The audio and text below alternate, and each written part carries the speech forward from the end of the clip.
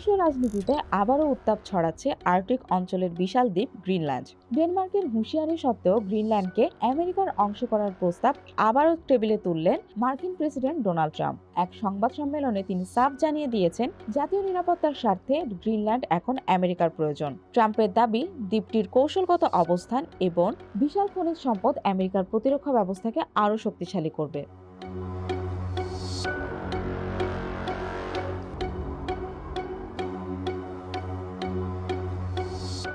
ট্রাম্পের দাবি, দ্বীপটির কৌশলগত অবস্থান এবং বিশাল খনিজ সম্পদ আমেরিকার প্রতিরক্ষা ব্যবস্থাকে আরও শক্তিশালী করবে। বিশেষ করে চীনের ওপর খনিজ সম্পদের নির্ভরশীলতা কমাতে গ্রিনল্যান্ড হতে পারে ওয়াশিংটনের তুরুপের তাস।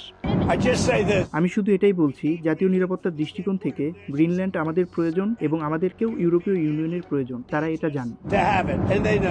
তবে এই প্রস্তাবে তীব্র প্রতিক্রিয়া জানিয়েছে ডেনমার্ক ও গ্রিনল্যান্ড। গ্রিনল্যান্ডের প্রধানমন্ত্রী ইয়েন্স ফ্রেডেরিক নিলসেন একে একটি উদ্ভট কল্পনা হিসেবে অভিহিত করেছেন। তিনি সাফ জানিয়ে দিয়েছেন, অনেক হয়েছে, আর কোনো চাপ বা ইঙ্গিত সহ্য করা হবে না।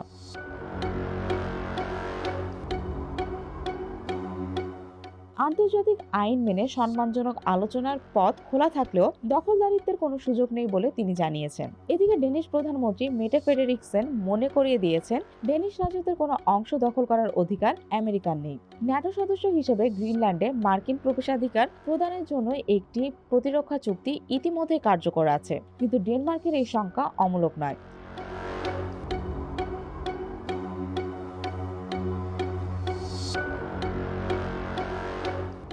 সম্প্রতি ভেনেজুয়েলায় মার্কিন বিশেষ বাহিনীর অভিযানে প্রেসিডেন্ট নিকোলাস মাদুরো গ্রেপ্তার হওয়ার পর ইউরোপীয় মিত্রদের মধ্যে উদ্বেগ বেড়েছে।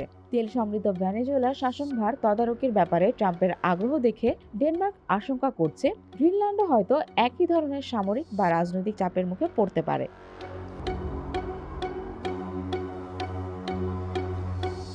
ইউরোপে ডেনমার্কের মিত্ররা একমত যে গ্রিনল্যান্ডের ভবিষ্যৎ নির্ধারণ করবে কেবল সেখানের জনগণই। ট্রাম্পের এই নতুন প্রস্তাবকে তারা সরাসরি প্রত্যাখ্যান করেছেন। ভূরাজনীতির এই লড়াই কোন দিকে মোড় নেয় সেটি এখন দেখার বিষয়।